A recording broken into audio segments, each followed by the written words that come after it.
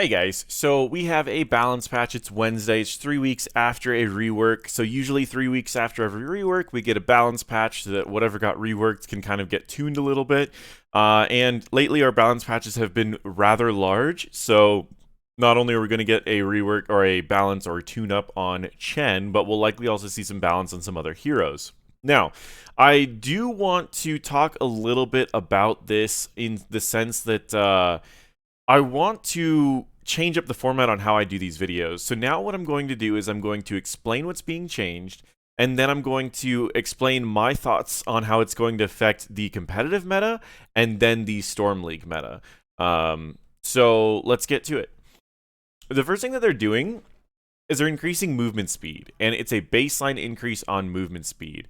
And they wanted to talk a little bit about how it is going to, or the reasoning for it, but they actually don't talk too much about the movement speed themselves. They just said that with a slight increase on movement speed, which is a 10% increase on movement speed, they said that the combat's going to feel a little bit better. Now, what's going to happen with 10% increased movement speed on heroes is actually ginormous. Like, this little bit for developer comments is ridiculous. So let me explain about what this is going to do. So in the competitive scene, we see a lot of people moving around during fights very quick. They all stutter step. They're always moving around. This is going to dramatically increase how far people move in fights, which means that this can really affect zoning abilities that are like sanctification, because it's going to be easy for people to just leave a sanctification.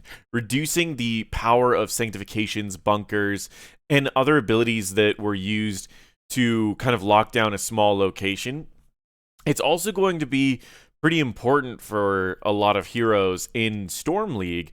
For example, Kael'thas. We were just talking about how on Central, anyone in the West Coast doesn't have time to dodge a Kael'thas trait activated Q.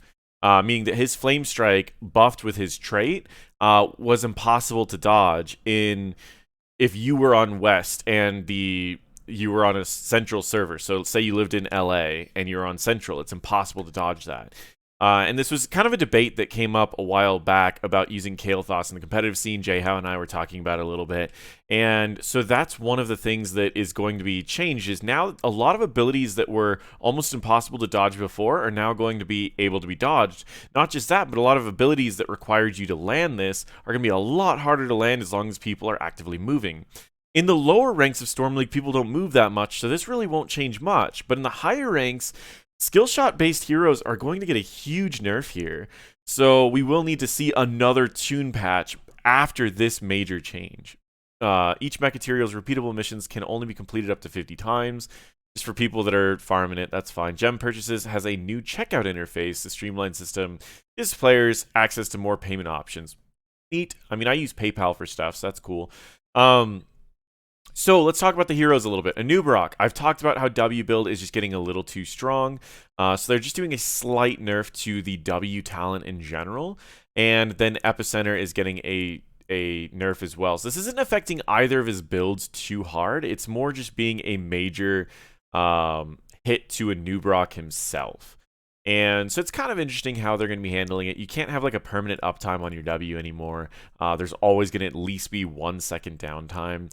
But overall, I think these are some pretty good changes. Again, my biggest issue with Anub'arak personally is I feel like in the competitive scene, this isn't going to make a difference at all. In Storm League, this could be a pretty good drop in maybe a % of win rate on Anub'arak. Mainly because in competitive, what wins games on Anub'arak is Cocoon. You cocoon someone who's out of position, it's always a kill. Or during a team fight, you cocoon, charge in, you always win a team fight. The only way to really answer it is to have a counter engage, and the competitive scene always has to draft around that, but it's usually easier to just ban Anub'arak. So with these changes, it's going to make no difference in competitive scene, but it's going to make a decent difference in Storm League. ETC, Guitar Solo, cooldown is being increased from 8 to 9 seconds, and Guitar Hero, level 1 talent, is going to increase the healing from 40 to 60. I personally think that it's still better to go prog rock even with this, so all this is going to do, again, this will make no difference in the competitive scene for ETC, but it may make a slight win rate difference in Storm League, as just you won't be able to eat as many shots for your team and just heal them back up. Mal'Ganis, Fell Claws, cooldown reduced, mana cost reduced. Overall, this might be a little bit nicer for wave clear because now you can get 3 sets of Qs off for every wave that appears, as opposed to 2 and then wait a few seconds. But at the same time, his wave clear is still going to be abysmal. This isn't enough to bring him into the competitive scene, and it's not really enough to bring up his win rate that much in the Storm League side. Artanis, Psionic Synergy, armor bonus is being increased, and shield battery cooldown reduction is being increased. Both of these were pretty good talents. I personally thought that shield battery was already a very powerful talent. It'll be a pretty good buff. Graviton Vortex cooldown reduction increased, and Templar Zeal cooldown reduction increased. Ultimately, I don't think either of these are going to make any major difference in Hero League, or Storm League, or competitive. I think it'll be maybe a slight win rate if you take any of these talents. Like this talent plus this talent can make it to where your shield's up a lot and you're throwing off Qs a lot. But overall, I think, yeah, I mean, that's probably the only build that might sneak out of these changes. Chen. So Chen saw a lot of play in competitive. I've been casting the Heroes Hype Europe as well as a few games of Heroes Lounge. And Chen has had one major combo that has made him a little too strong. But oddly enough, in Storm League, his win rate is like 45%. But the combo that was used in Heroes Lounge, and one that I've actually been playing with a decent amount, and I currently have a 100% win rate with Chen after playing it. I was going to make a video, but now we're going to hang out, watch this patch, and then try it out after the patch is over. But essentially the combo is this. You charge in with Q, you do your W, you do another W. Because you're going to be charging into their backline, of course they're going to try to peel for their team. So you're going to press E before everything hits you. You're going to get hit by every CC under the sun. You're going to get hit by everything. You're going to take your full health bar as stagger damage. Then you use Storm, Earth, and Fire to remove all of that stagger damage, and then you jump again at their backline. The first time, you usually get their backline to about 60-70% health, and then the second time, you wipe out their backline. And it was a great combo because they would have to eat through 3 sets of health bars for Chen. The first one for your stagger, the second one trying to kill off your Storm, Earth, and Fire, and the third one when your Storm, Earth, and Fire ends, you're a full health Chen again because stagger was removed. Let's see how they decide to answer that. Keg slash smash. I didn't really like this delay. It felt clunky, so they're reducing the delay. Duration of 10% slow has been reduced, and duration of 40% slow has been increased. This will be really good for both the competitive scene and for Storm League, and just to make Chen feel a little bit better to play. Level 1, Freshest Ingredients. Additional functionality. Upon quest completion, also reduces the cooldown of Fortifying Brew. What this one did was when you completed the quest, your shield would last longer. This is a really good talent now. Heal amount has been increased from 2 to 2.5%. This is still not enough. I talked about it in my Chen video. This needs to be at honestly 4 or 5% because his abilities are very slow to hit and they're very small, so it's hard to hit multiple targets. Withering Flames reduces spell power. Now it's being buffed again. Is this enough to really make a difference? I don't personally think so because there are some really powerful talents on level 4. Wandering Keg. Additional functionality now grants armor during its duration and cooldown is reduced. This is a pretty beefy buff. Keg is still good enough to where you can jump over someone and keg them back into your team. It is a little bit clunkier than it used to be, but it's still good enough to do that. And reducing the cooldown could make it better than the other one. Touch of Honey, slow amount increased, and Celerity, armor bonus increased. So these are all buffs. This is going to take his 45% win rate in Storm League and bump it up to 50%. But in the competitive scene, this is going to make him a permaban status, unfortunately. Imperius. So Imperius is a hero that's been dominating in the solo lane, and he's a great hero to pick up to bully out other solo laners that might be healthy, targets that are really beefy with a large health pool because he does that percent health damage early on. And he's been seeing a decent chunk of play ever since Yrel got that nerf, and he released into the game and all of that. So let's talk about it.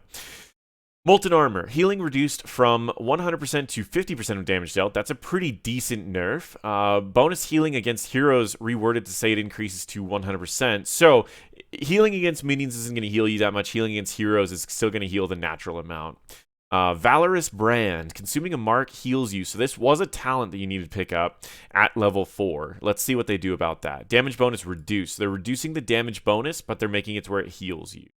Level 1, Impaling Light. They've redesigned Impaling Light. Celestial Charge final damage is increased by 50% and cooldown is reduced by 1 for each Valorous Brand on the target when the stun completes. So you try to throw an E, you throw a W, you turn on your E, and you charge in, applying all 3, and then you will be reducing the cooldown of your Q and possibly being able to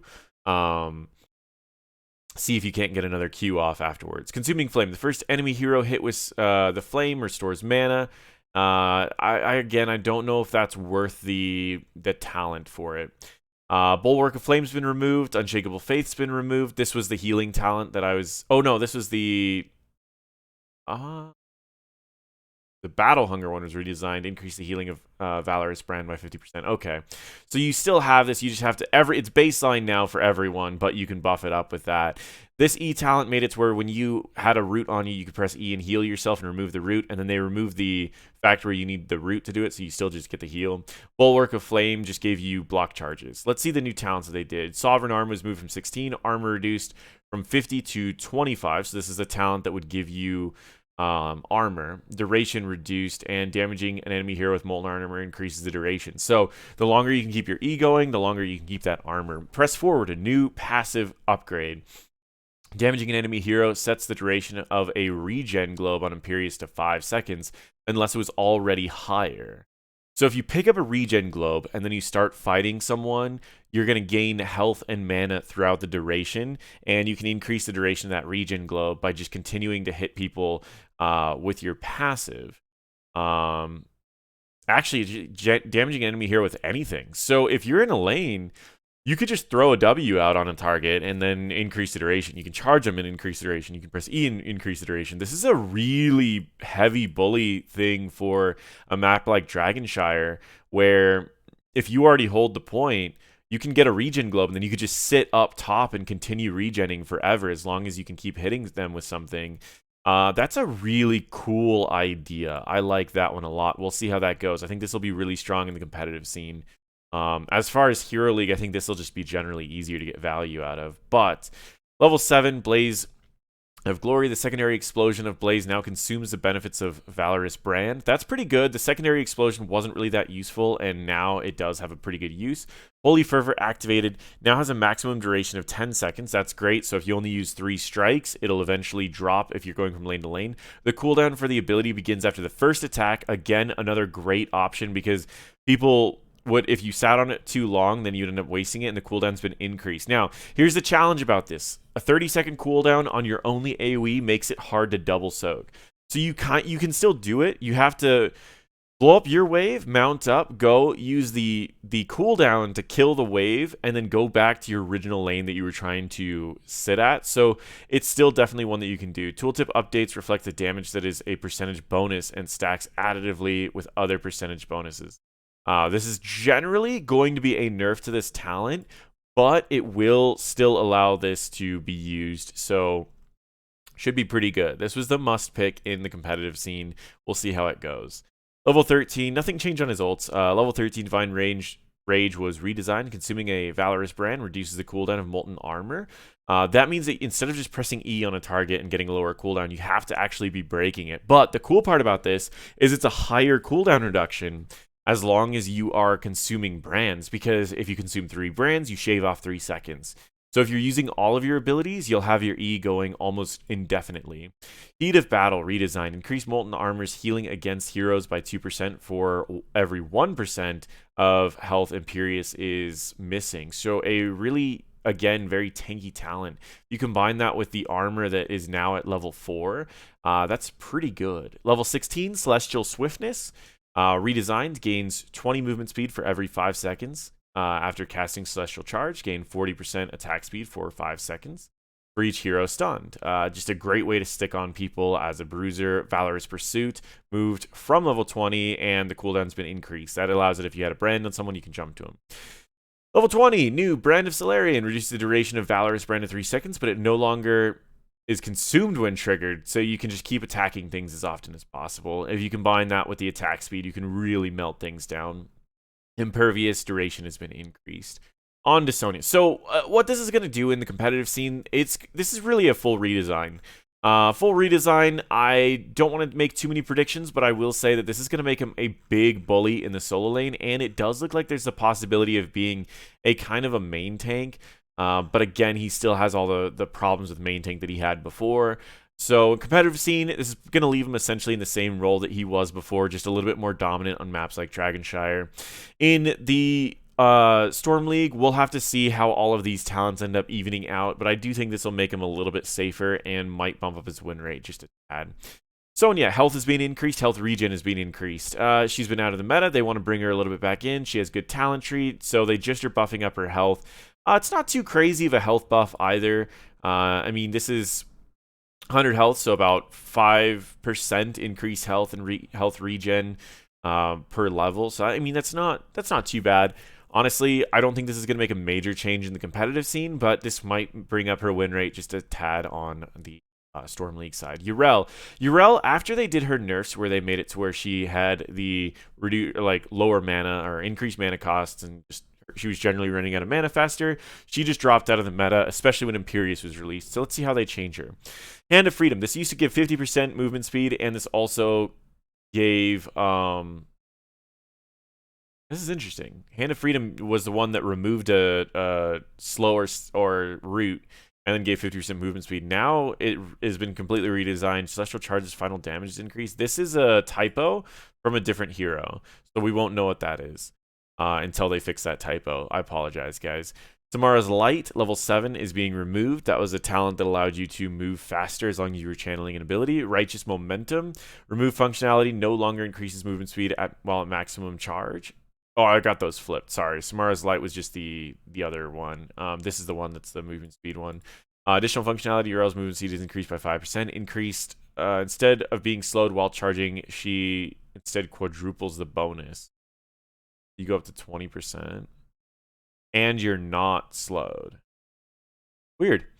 Aldor Peacekeeper, damage reduction is being increased. Repentance slow duration is being increased. Templar's Verdict damage bonus is increased. That's a good chunk for that. It was already picked up against a lot of frontliners. In the competitive scene, this talent alone might bring her back up in combination with reducing damage against heavy frontliners. She could be a last pick against a heavy frontline team. But yeah, I don't know. We'll see how this turns out, and depending on what they do with this talent when it's actually corrected in there.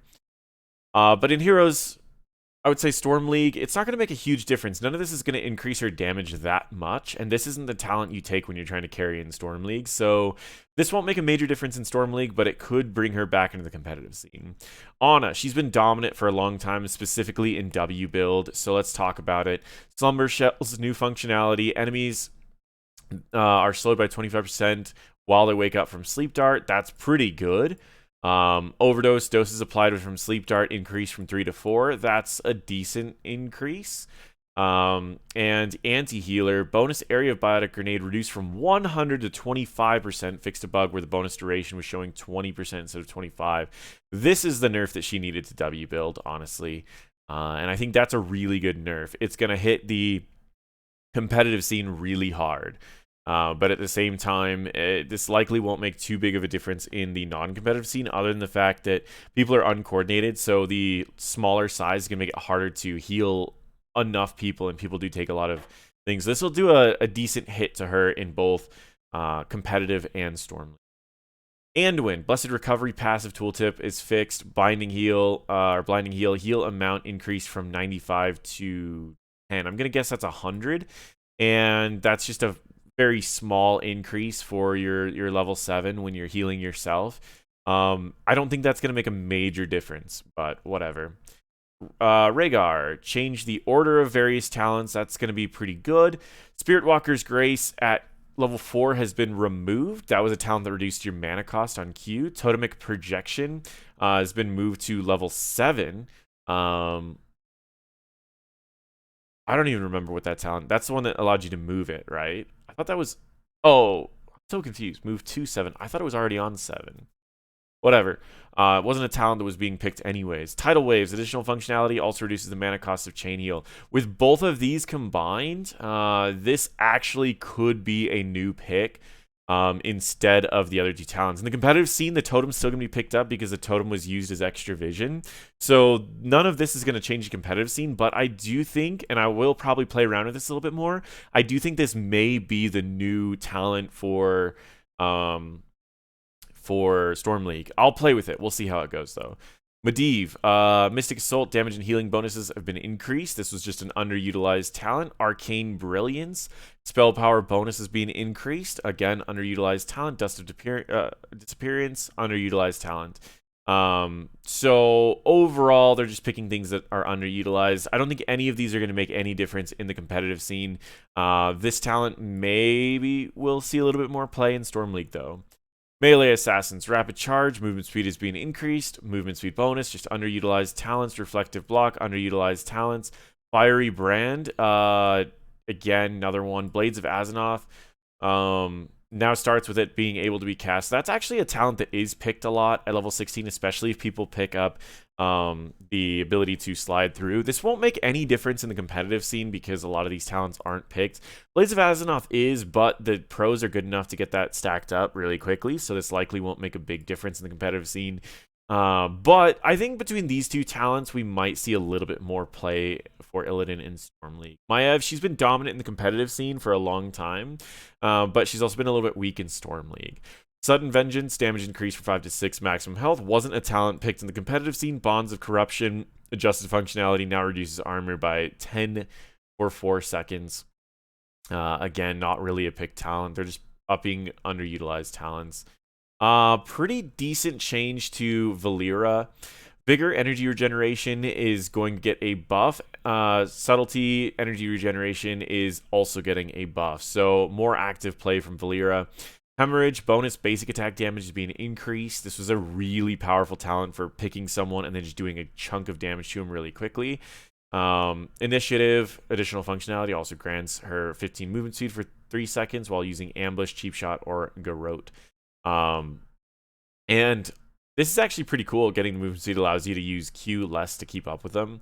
Fatal Finesse, damage bonus per stack increased from 4 to 6. Stacks required to finish quests from 20 to 15. This change the maximum damage bonus of Blade Flurry to 80 to 90 still isn't strong enough to make it even worth casting the ability because you won't be able to cast that second Q. And level 7, you can go the double Q talent where you're just going to do way more. Or the not double Q, the half range Q that does double damage, and then you just do 2 Qs instead of a W. It's way more damage. Thistle T cooldown is being reduced. This is overall a huge buff for Lyra. She was used in the competitive scene very rarely to counterpick very specific heroes. Squishier tanks that used something to escape, they would charge in and then they would have their escape available, and she would silence them right before they could use their escape to get the kill, or she was used to counter Tracers and Genjis to quickly jump on them so they can't use their escape. That's going to make her a little bit more viable in the competitive scene, possibly still as a counter pick. She won't see any other major changes to her playstyle. As far as Storm League, this should increase her win rate by a couple %. Zeratul, dominant in the competitive scene and a little weak in Storm League for most ranks. He's been seeing a lot of nerfs to his Q talents for his Q builds. But let's see how they answer this. Shadowhunter, they are cooldown reduced from basic attacks being increased. That was a build that was used in Might of the Nerazim variations of his build. You can just hop around a bunch. Move unseen, additional functionality reduces the cooldown of permanent cloak. Wormhole, adjusted functionality. Wormhole cannot be cast for 1.25 seconds after blink is used. So what people used in the competitive scene to poke with him, they would jump in, Q, jump out. Made it to where you couldn't take any damage, you got free poke. Duration that Zeratul can use Wormhole has been increased. This is going to be mostly a hit to his poking playstyle, unfortunately, so this will be a rather large nerf for Zeratul, all the way up from level 7 all the way to level 20 when he can just stay in the fight with Q, with his healing.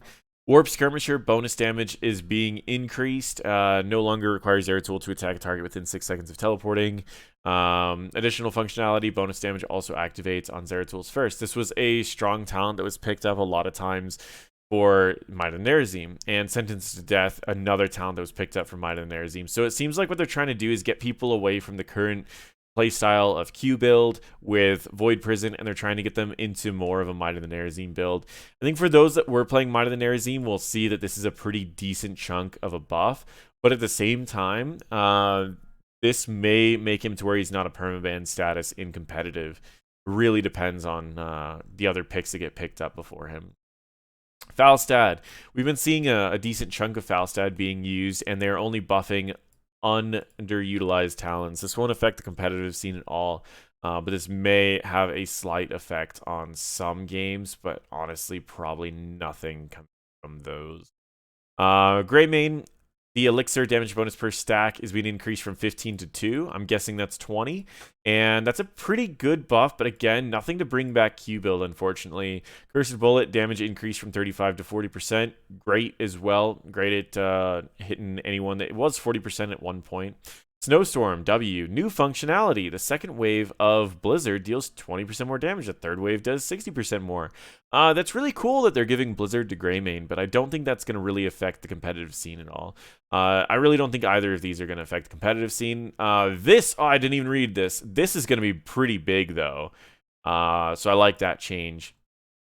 So this alone, because you gotta need to remember, this is also going to speed up camps and siege as well. This could bring Greymane back in the competitive scene a little bit, and this is just going to bump up his win rate. Between Cursed Bullet and this will increase his win rate in Storm League a little bit. Mephisto, pretty decent sized changes here. Anger's being removed, Furious Spark damage is being increased on the W, Spell Power bonus is being increased on the E talents. Remember, Q build is kind of dominated. Spite, Healing Globe duration bonus is being increased, cooldown being increased. All underutilized talents that they're trying to get people away from Q build without nerfing Q build. Shard of Hate, additional functionality, now causes his attacks to activate Lord of Hatred, reducing basic ability cooldown by 1 second. Neat. Thornwood Vines. I mean, again, bold move for them to throw Thornwood Vines onto Mephisto. I personally think that both of his ults are stronger, especially since he can't utilize the poison that Thornwood Vines applies. Same with Abolish Magic and Endless Spores. I really don't think that he's going to be able to utilize these talents as much as Lunara will, because he doesn't have the passive that actually applies the poison. But, no, on a serious note, this is not going to affect the competitive scene for Mephisto at all, but it might be some interesting ways to look at Mephisto in brawls. Orphea, her big issue in competitive scene was that she had to jump really close to the fights to be able to do a lot of damage, which put her at risk to so many different heroes. But she was doing okay in Storm League, so we'll see how this affects her. On point, the damage is being buffed. This is a great talent for melting down frontliners that had a lot of health, so great sustained damage. Growing Nightmare, more functionality. If at least 2 heroes are hit by it, then the eruption damage is increased by 60%. That's pretty good because it already buffs the damage, so this is going to be great for her doing poke from farther away. Allegrissimo, Shadow Waltz cooldown when hitting a hero is changed from 1 to 7.5. That's a pretty good buff for sustained damage. So this is buffing Q build and E build so far. Backbiter bonus health is being increased again, and that was just I would normally combine this with Dancer build, so you could go in, come out, go in, come out. Insatiable Chomp's cooldown when hitting enemy heroes is changed from 2 to 1.5. So you can just keep chomping on things. The combination of Ancestral Strength, yeah, okay. So I like this. It gives you a little bit more options for E, a little bit more options for Q. I personally think that this is going to be a decent change for Storm League, and I don't know if it's enough to bring her into competitive, but Growing Nightmare does seem pretty strong for competitive. You can follow up 1 CC, throw in an E, jump in Q. Even just an E ult is enough to be a lot of burst. Vala, her health is finally getting increased. It's not by enough that a lot of people would like, but this could be a threshold. What a threshold means is that if Kael'thas has right now a 2-level lead, he can do a Pyroblast that does all of Vala's health. So with this threshold means that now he has to have a 3-level lead to do that. Thresholds are great to pay attention to when you're doing slight buffs to heroes, because there's certain thresholds that are very, very important. Same thing, like there's certain combos that can 100 to 0 Vala right now that probably shouldn't be able to do that. Twilight Dream, Root, 2 Ws, 3 Ws, a couple auto attacks. Like, now that needs one more auto attack or one more W, and it could give all of that extra time. Caltrops, they're buffing an underutilized talent. Seething Hatred, another underutilized talent. Volley gains 15 spell power while at 10 stacks. That's interesting because her W build requires a talent. Her W build doesn't require a talent that's at this level because yeah, it does. It requires the one that increases the range. So that's tough. This would be great for a Q build though. Adds to the burst, as well as I mean, not a lot of sustained damage. You still probably can go Manticore. I don't think any of this is going to affect the competitive scene. I think this is going to affect the competitive scene. And I think this is going to affect the Storm League as well as that. So her win rate will probably go up in Storm League a little bit. Remove Sergeant Hammer from ARAMs. You're welcome. Mechistorm. Hanamura, the Swordsman Merc Camp respawn timer is being increased, so less Swordsman's, Mercenaries Impaler, Mercenary basic attack damage. What are the Impalers? Weird. They're not on Hanamura. From 50 to 65. Those are the Goatmen, right? The Goatmen do more damage now. That's gonna be pretty cool. All right, guys, thank you so much for watching. As far as this is going to change how Hanamura is played. They just need to buff this stupid objective. It's just not strong enough. It's still better to go with a swordsman. Anyways, thank you guys so much for watching. Hopefully you like this new style where I mentioned how I personally believe it's going to affect the competitive scene and how it's going to affect Storm League. And if you want me to adjust it a little bit, let me know. And again, thank you for everyone who's watched the 31-minute video, or it's going to be like 32 by the time I finish talking. Feel free to check out any of my other videos. If you guys have any questions, let me know.